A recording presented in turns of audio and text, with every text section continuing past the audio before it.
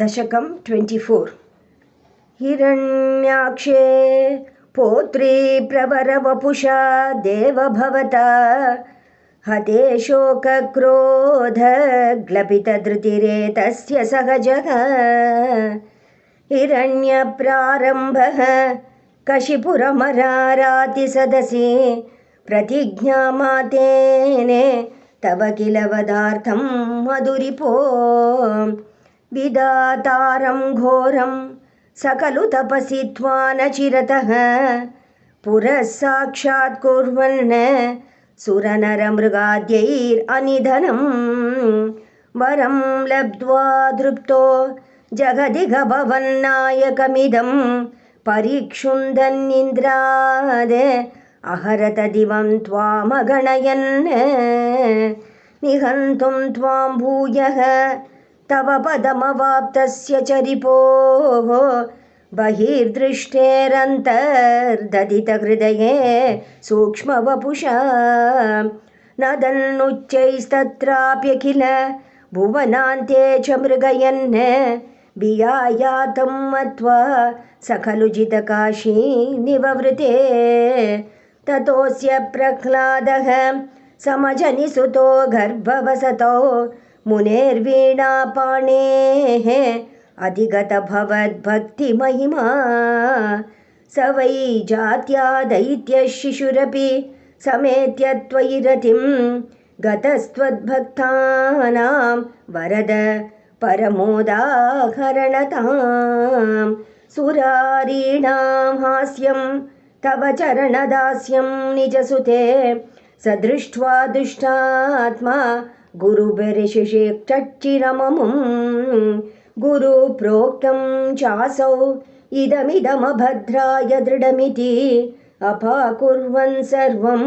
तव चरणभक्त्यैव ववृधे अधीतेषु श्रेष्ठं किमिति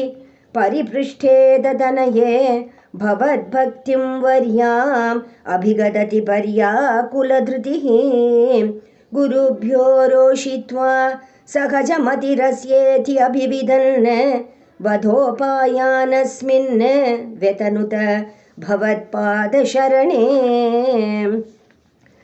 सशूलैराविद्धः सुबहुमदितो दिग्गजगणैः महासर्पैर्दष्टोऽप्यनशन गराकारविदुतः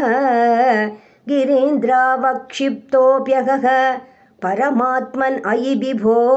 त्वयि नस्तात्मत्वात् किमपि न निपीडाम् अभजत ततः शङ्काविष्टः स पुनरतिदुष्टोऽस्य जनको गुरुक्त्या तद्गेः किल वरुणपाशैस्तमरुणत् गुरोश्च सान्निध्ये स पुनरनुगान् दैत्यतनयान् भवद्भक्तेस्तत्त्वं परममपि विज्ञानमशिषत् पिता शृण्वन् बालप्रकरमखिलं त्वत्स्तुतिपरं रुषान्धप्राहैनं कुलहतककस्ते बलमिति बलं मे वैकुण्ठः तव च जगतां चापि सबलं स एव त्रैलोक्यं सकलमिति धीरोऽयमगदीत् अरे क्वासौ सकलजगदात्मा हरिरिति प्रभिन्ते स्म स्तम्भं चलितकरवालोदिति सुतः अतः पश्चाद्विष्णो न हि वदितुमीशोऽस्मि सहसा कृपात्मन् विश्वात्मन् पवनपुरवासिन् मृडय माम्।